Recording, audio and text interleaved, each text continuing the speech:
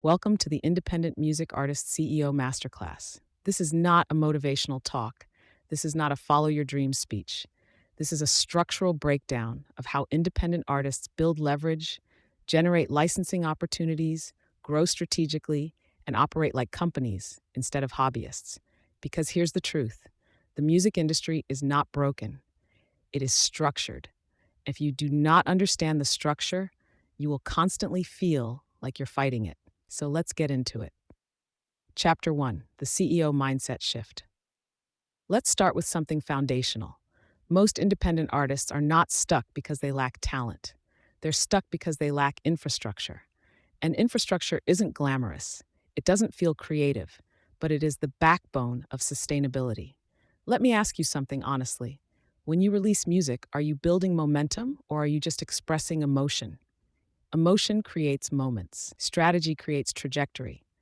Major labels don't release songs because they feel right. Every release feeds a larger machine: brand positioning, streaming leverage, touring leverage, catalog valuation, sync positioning. Now, here's the shift I need you to adopt. You are not just an artist, you are a music company. You own intellectual property. Intellectual property is an asset class. Assets can generate income long after they're created. They can be licensed, repurposed, re recorded, negotiated. So before you release anything, stop asking only, "Do I love this?" Ask, "What does this do for my ecosystem? Does it strengthen my sonic identity? Does it build a sync ready lane? Does it deepen audience alignment?" When artists don't ask these questions, their catalogs become scattered, and scattered catalogs weaken positioning. Positioning builds authority. Authority builds leverage, and leverage builds sustainability. Here's a real world example. Look at Taylor Swift. When she re recorded her masters, that wasn't emotional, it was strategic asset reclamation. By regaining control over her catalog, she turned existing songs into renewed revenue generating assets under her ownership. That is CEO thinking. It wasn't about one hit, it was about long term control of intellectual property. And that mindset applies at every level, even if you're independent and early in your career.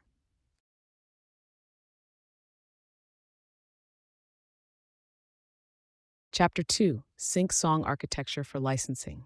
Let's slow this down and really talk about sync in a human way. Because when most artists hear write for sync, they immediately think, okay, I need to make it cinematic. But cinematic doesn't mean dramatic. It doesn't mean loud. It doesn't mean orchestral. It means intentional, strong production value, and a solid master. So imagine this with me. You're an editor. You're sitting in a dim room, cutting a scene. Two characters are talking. There's tension under the surface. You need music, but not music that takes over. Music that supports. You press play on a track. Within the first 10 seconds, you're asking yourself one simple question: what does this feel like? If you can't answer that immediately, you move on. That's the first reality of sync. It's not about how impressive your intro is, it's about emotional clarity. Supervisors don't have the luxury of wondering what your track might become. They need to know what it is right away. So if the scene is tense, your track should feel tense from the beginning. If it's hopeful, it should feel hopeful without delay, not chaotic, not cluttered, clear. Now let's talk about how a song moves, because sync is about movement, not in tempo, in emotion. Once the tone is established, something needs to start evolving, not dramatically, gradually. Think of it like breathing. The track shouldn't feel static, it should feel like it's leaning forward. Maybe a subtle rhythm enters, maybe the harmony opens up slightly, maybe there's a textural shift that makes the emotional space feel larger. You don't need 100 layers, you need progression. And here's something important that most artists overlook: space is powerful. Dialogue lives in the mid-range.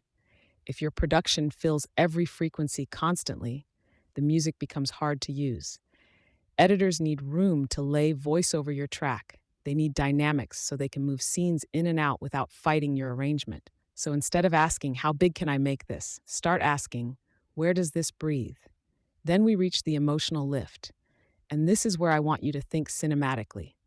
Every story builds towards something: a reveal, a decision, a conflict, a breakthrough. Your track should do the same. It doesn't need to explode, it needs to expand. Maybe the chords widen, maybe the rhythm intensifies, maybe the melody climbs higher. Whatever it is, the emotional weight should increase. That moment, that expansion, is what editors cut to. It's the scene transition. It's the montage moment. It's the final shot before fade to black. If your track never changes emotionally, it doesn't give them that moment.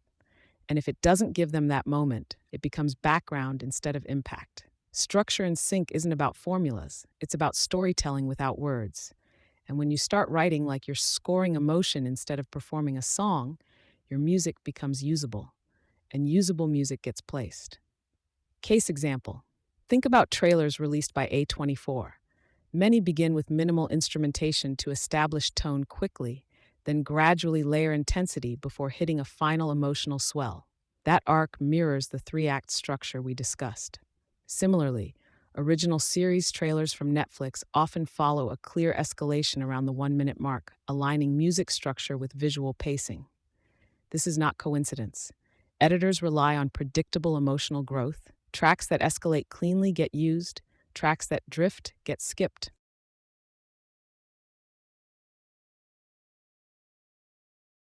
Chapter 3: Ownership and Leverage. Let's talk about ownership in a way that feels real, not technical. Because when artists hear the word ownership, they often think contracts, percentages, paperwork. And while those things are part of it, ownership is actually about something much bigger. It's about control. And more importantly, it's about speed. Let me paint a scenario for you. Imagine you receive an email tomorrow from a music supervisor. They've found one of your tracks. It fits perfectly in a scene they're cutting. They love it, they want to use it, but they need clearance within 24 hours. Now pause for a second and ask yourself honestly, could you say yes immediately? Or would you have to start making calls? Would you need to check with a producer? Would you need to confirm splits with a co-writer? Would you need to locate an agreement that was never finalized? That right there is the difference between ownership as theory and ownership as leverage. Supervisors do not want friction. They don't want uncertainty. They don't want to chase down signatures or wait for collaborators to agree. They want clean. They want simple. They want fast. Ownership gives you the ability to move quickly. And in this industry, speed creates opportunity. Now, I want to be clear about something. This is not about avoiding collaboration. Collaboration can be powerful. Some of the greatest records ever made came from collaboration. But collaboration without clarity becomes chaos later. When you collaborate, define the structure early. Have the conversation about splits before release. Put it in writing, not because you don't trust each other, but because clarity protects relationships. Money changes emotional energy. That's human nature. Clarity prevents future conflict. And here's something that may stretch you a little. Equal creative contribution does not always equal equal leverage. Leverage is about irreplaceability. If someone's role in a project can be replaced easily, that doesn't make them unimportant creatively, but it does affect the structural power dynamic of the asset. Ownership is about understanding where the control lies. When you own both the master and the publishing, you remove bottlenecks. When you understand your splits clearly, you remove hesitation. When your agreements are organized, you remove delay. And delay kills opportunity. This is where a lot of independent artists unintentionally limit themselves. Not because they're naive, but because they're focused on creation and not infrastructure. But infrastructure is what allows creation to scale. Think about it this way. If your catalog is your inventory, ownership is the key to your warehouse. If you don't control access to your own warehouse, someone else does. And when you control access, you can move assets quickly, confidently, and strategically. That is leverage, not ego, not dominance. Operational agility. And operational agility builds trust. Supervisors remember the artist who said yes immediately. They remember the one who sent clean files within the hour. They remember the one who didn't complicate the process. Over time, that becomes reputation, and reputation compounds. Ownership is not glamorous, but it is powerful. It is the quiet foundation that allows everything else to move.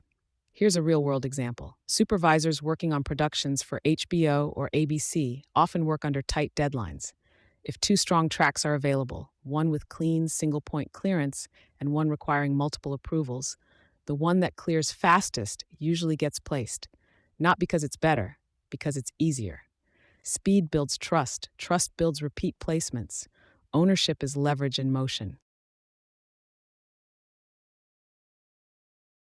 Chapter 4: Strategic Promotion Systems.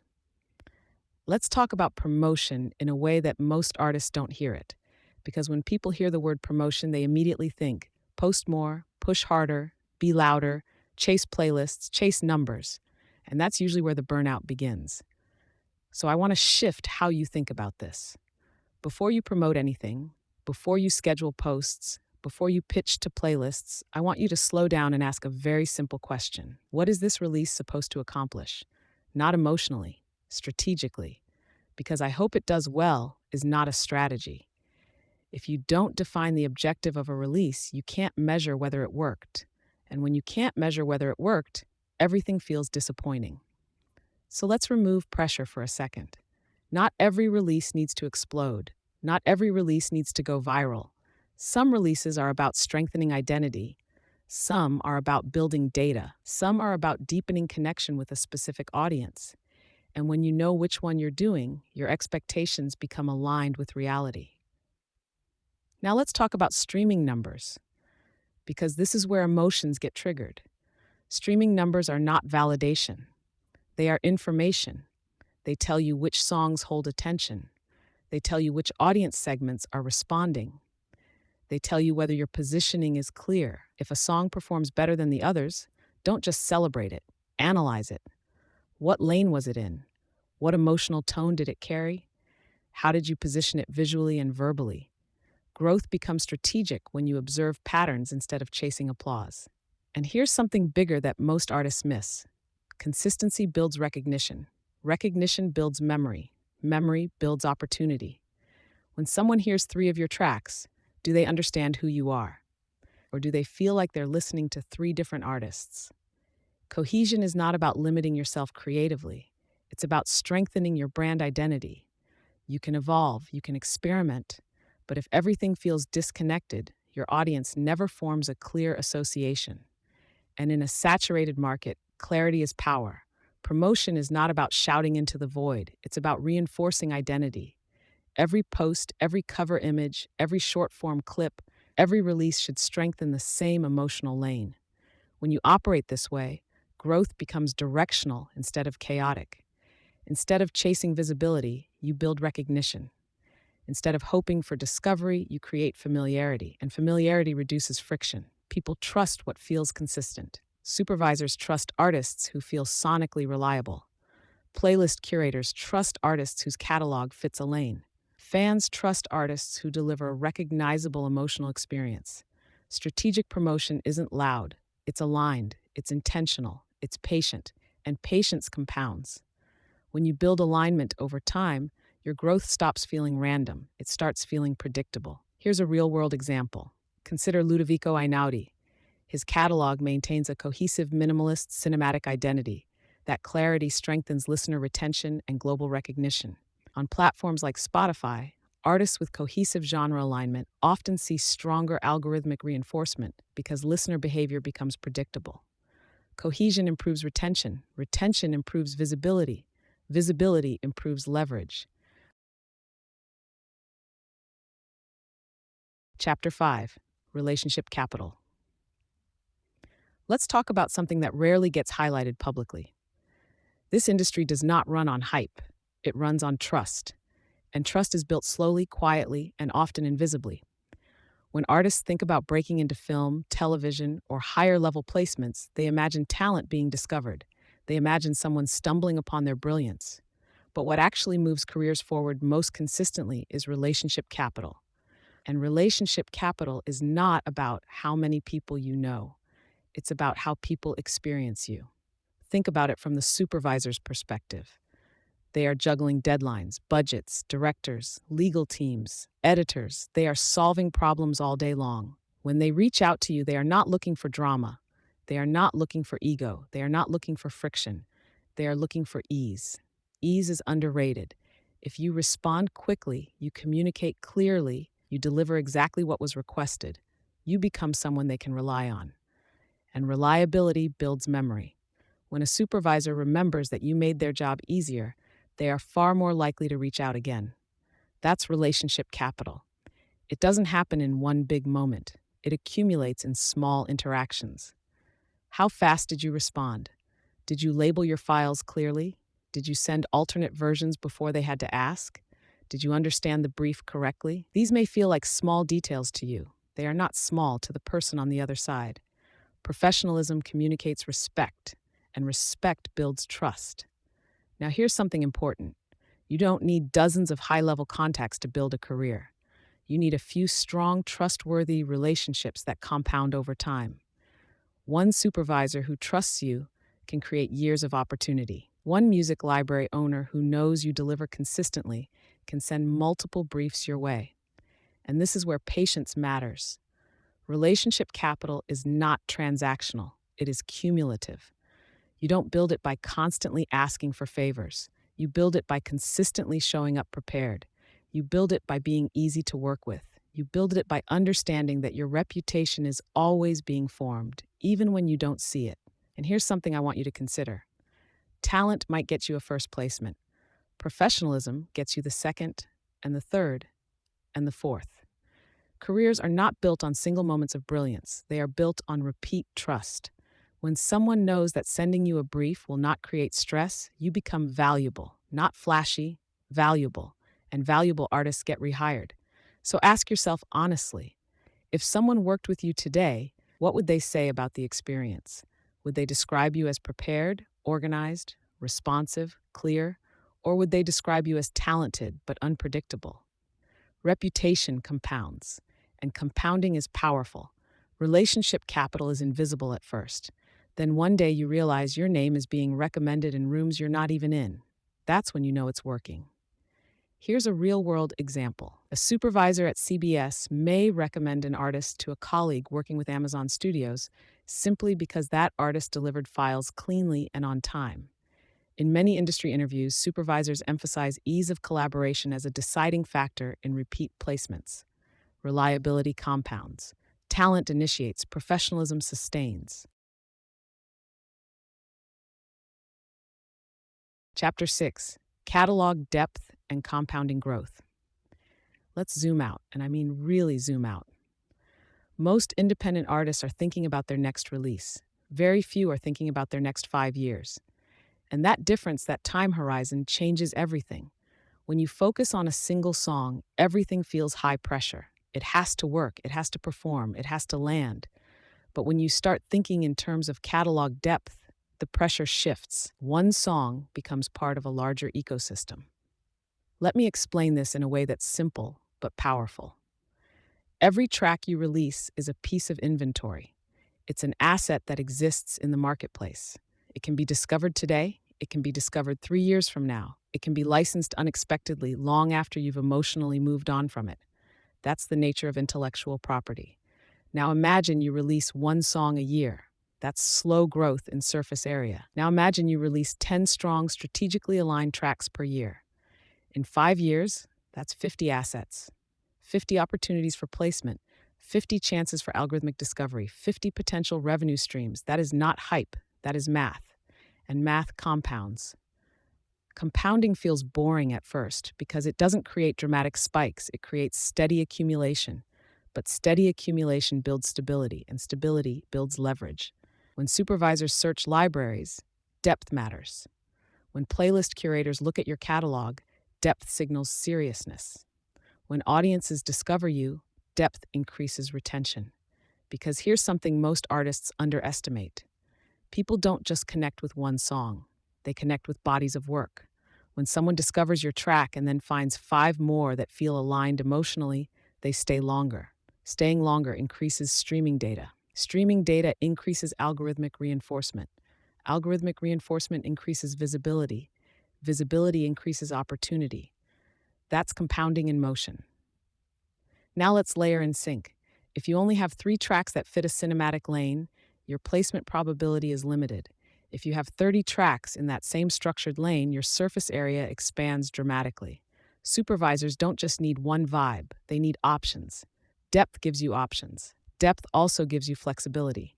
Instrumental versions, short edits, alternate mixes. When your catalog is robust, you can respond to briefs quickly and specifically. And here's something important: compounding requires consistency. You can't release randomly for 2 years and disappear for 3. Momentum builds through rhythm, not rush. This is why CEO thinking matters. You're not chasing one breakthrough, you're building a portfolio. Portfolio thinking removes desperation, it replaces it with patience. And patience is powerful because most artists quit before compounding kicks in. They stop when growth feels slow, but growth often accelerates only after critical mass is reached. When you reach critical mass, opportunities overlap. A sync placement drives streaming. Streaming drives new fans. New fans increase engagement. Engagement improves data. Improved data strengthens pitching. And suddenly, growth feels less random. That's not luck. That's accumulated leverage. Catalog depth is not flashy, but it is strategic. And strategy compounds. Here's a real-world example. Production companies like Two Steps from Hell built global recognition through deep catalogs of cinematic music, not a single track. Independent composers landing placements on Netflix often report that consistent catalog growth preceded major opportunities. Depth increases surface area. Surface area increases opportunity. Opportunity compounds. Chapter 7, final chapter: integration, intent, and what comes next. I want to close this in a different way than most masterclasses end. Not with hype, not with urgency, but with perspective. If you've made it this far, you've probably realized something. None of what we talked about is flashy. There's no secret trick, there's no overnight shortcut. What we discussed is structure. And structure is quiet, but it is powerful. This entire CEO mindset isn't about turning you into a corporate machine. It's not about stripping away your creativity or making everything rigid and calculated. It's about alignment. It's about understanding that talent alone is unstable without infrastructure. You can write incredible music, you can feel deeply, you can have vision, but without structure, that vision scatters. With structure, it compounds. Think about what we've covered. We talked about the mindset shift, because if you don't see yourself as a company, you won't operate like one. We talked about sync architecture, because usable music creates opportunity. We talked about ownership, because leverage determines speed and speed determines placement. We talked about promotion, not as noise, but as alignment. We talked about relationships, because trust compounds quietly. And we talked about catalog depth, because portfolios build stability. Notice something. None of these ideas exist in isolation. They interlock. Structure makes your music usable. Usable music increases placement potential. Ownership allows you to move quickly when opportunity shows up. Consistency strengthens your identity. Identity strengthens recognition. Recognition strengthens leverage. And leverage strengthens sustainability. This is not about chasing one moment of success. It's about building something durable. Something that doesn't collapse if one release underperforms. Something that grows steadily instead of randomly. And here's what I want you to understand most clearly. You don't need millions of followers to operate like a CEO. You don't need a label deal. You don't need outside validation to start thinking structurally. You need clarity. You need discipline. You need patience. Small artists who operate strategically often outperform talented artists who operate chaotically, because structure scales. Emotion alone does not. If this masterclass did its job, it didn't just give you information. It shifted how you see your career. It encouraged you to zoom out, to stop thinking about the next post, the next song, the next dopamine spike, and to start thinking about the next 5 years.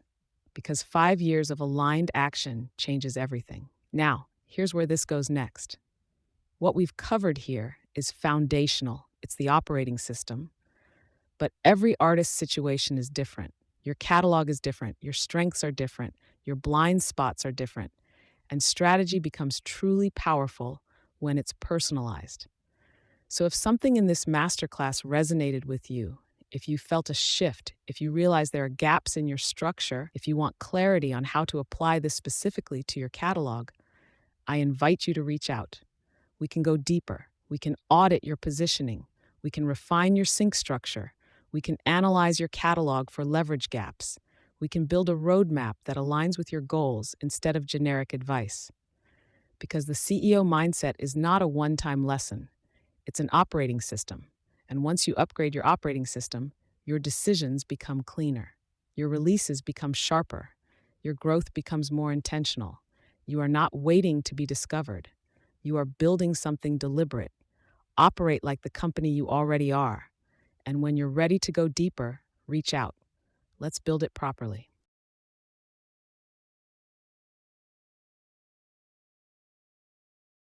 Chapter 8, Applied Examples, 7 Sync-Placed Originals. Now I want to shift gears. Up until this point, we've talked about mindset, structure, ownership, promotion, relationships, compounding. We've talked about how to think. Now I want you to hear it. The next chapter isn't theory, it's application. Over the past 12 months, 7 of my original compositions have secured sync placements. 3 were placed in motion picture films. 2 were placed in projects with Netflix. 1 was selected for the 2026 World Artistic Gymnastics Championships. And I'm not sharing that to impress you. I'm sharing that because I want you to listen differently. When you hear these tracks, I don't want you listening as a fan. I want you listening as an editor. I want you listening as a supervisor. Ask yourself, what is the emotional tone in the first 10 seconds? Is it clear? Does it establish mood immediately? Notice how the track moves. Does it drift or does it build? Where does the momentum shift? Where does it breathe? Is there space for dialogue? Where does the emotional lift happen? If you were cutting a trailer, where would you place the scene transition? Listen for the structure. Listen for the restraint. Listen for how the payoff arrives, not randomly, but intentionally. You'll likely notice something. The songs may differ stylistically, but structurally, they share DNA. They establish tone quickly. They evolve gradually. They escalate intentionally. They leave space. They provide clear emotional peaks. That is not accidental. That is design. Sync placement is rarely about being the most complex composer in the room. It's about being the most usable. It's about understanding that your music is serving story. When you listen to these 7 pieces, I want you to reverse engineer them. Notice the dynamics. Notice the arc. Notice the discipline, because that's what made them placeable. And here's something important. These placements didn't happen because I got lucky in one moment. They happened because structure, ownership, promotion, and relationships were aligned. The mindset we discussed earlier isn't separate from the music, it's embedded in it. So as you listen, don't just enjoy, analyze. If you're serious about sync, treat this as a study session. And if you want deeper insight into how these tracks were positioned, pitched, or structured for placement, reach out. If you want help evaluating your own catalog for sync viability, reach out. If you want clarity on where your structure might be holding you back, reach out. Because sync placement is not mysterious, it's strategic, and strategy can be learned. You don't have to figure it out alone. Let's build it properly.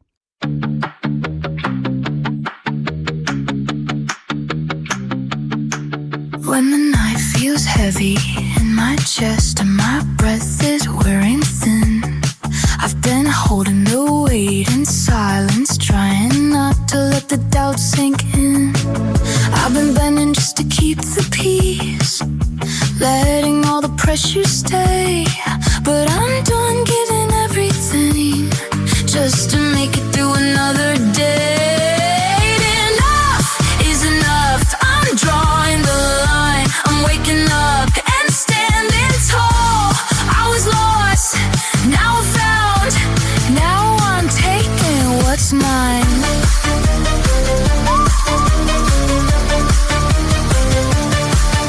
Every voice tried to pull me under. Every sign said stay the same. But I'm done living just to survive. I won't disappear in the blame. I remember who I am again. I don't need permission now. I've been quiet long enough. I'm breaking through it all right now. Enough is enough, I'm drawing the line. I'm waking up and standing tall. I was lost, now I'm found. Now I'm taking what's mine.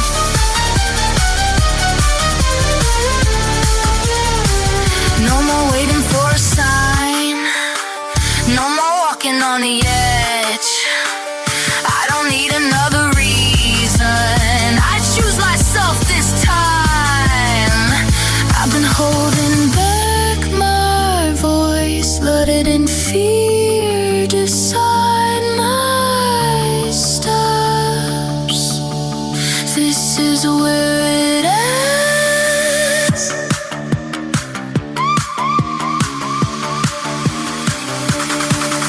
Enough is enough. Hear my voice now, cutting through the doubt I faced. I was lost, I was stuck. Now watch me rising up.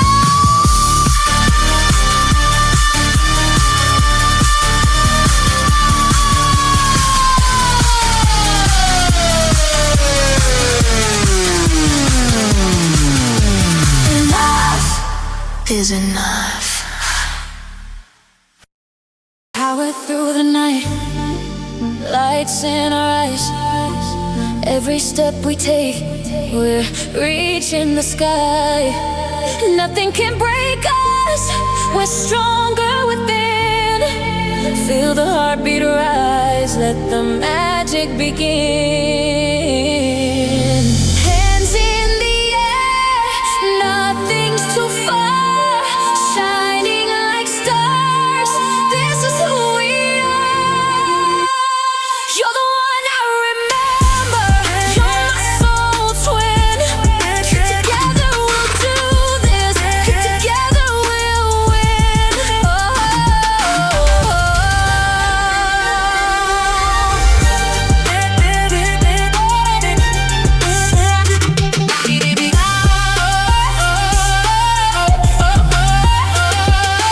Every moment, every fight, we're unstoppable tonight. Side by side, let the world see, this is where we're meant to be. You're the one I remember, you're my soul twin. Together we'll do this, together we'll win.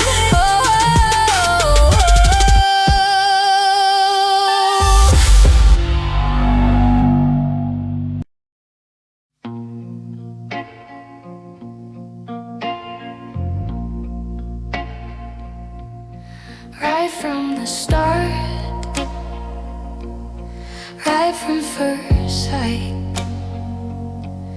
your eyes like storms, they pulled me in tight. No time to fight.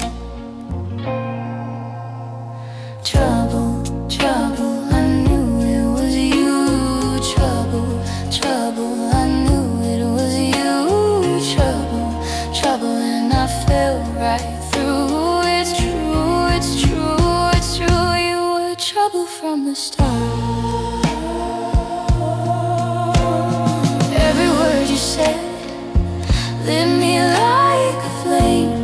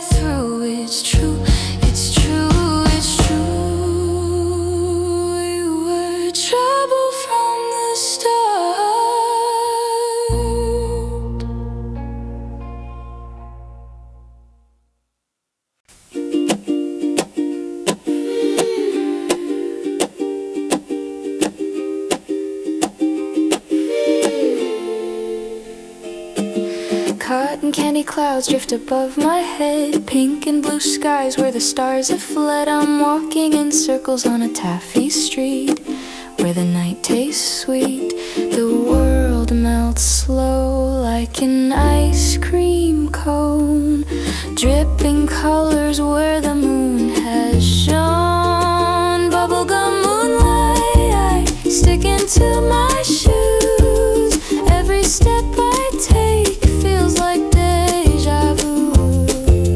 Bubblegum moonlight stretching far and wide, chewing on the cosmos, taking it in stride.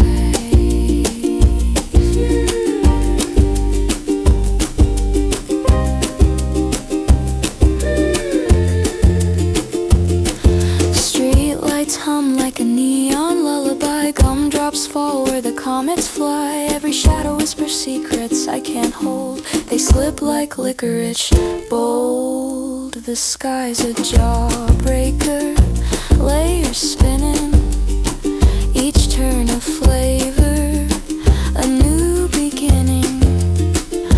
I can't tell if I'm lost or found, but this candy-coated world keeps spinning around. Bubblegum moonlight sticking to my shoes. Every step I take feels like deja vu. Bubblegum moonlight stretching far and wide, chewing on the cosmos, taking it in stride.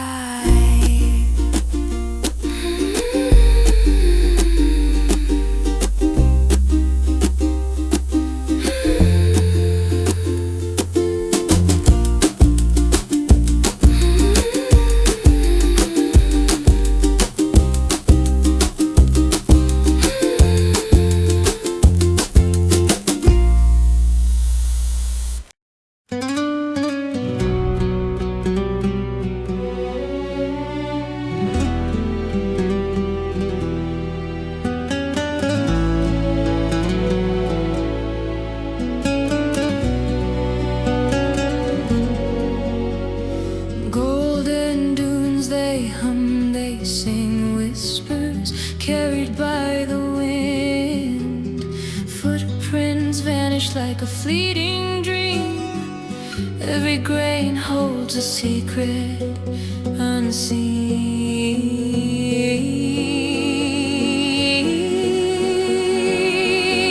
The love of the desert, the love of the sand, a silent embrace in a timeless land. No walls, no ceilings, just open skies. The love of the desert never lies.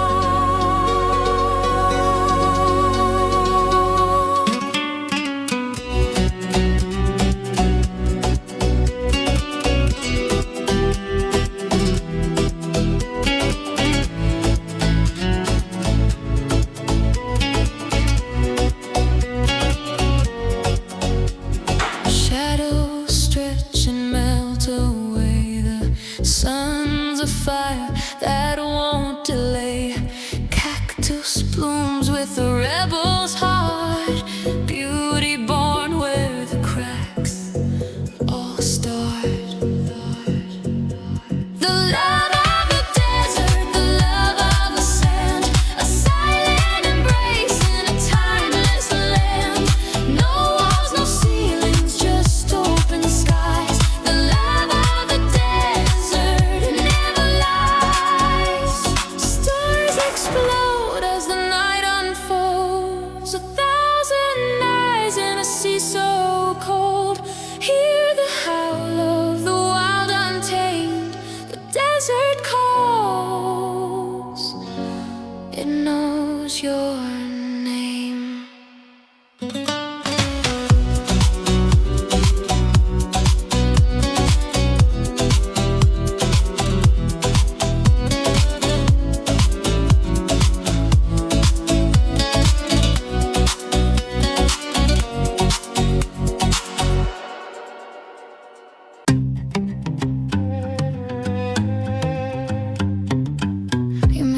yeah, you made me nuts. You took my heart, money is your lust. Left me spinning like a busted wheel. How's it feel, how's it feel?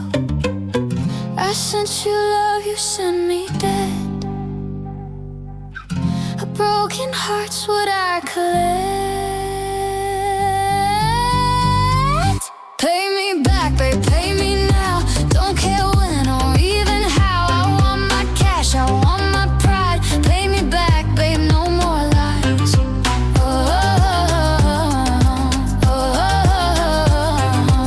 You stole my hoodie, you stole my time. Now I'm broke, but I'm still sublime.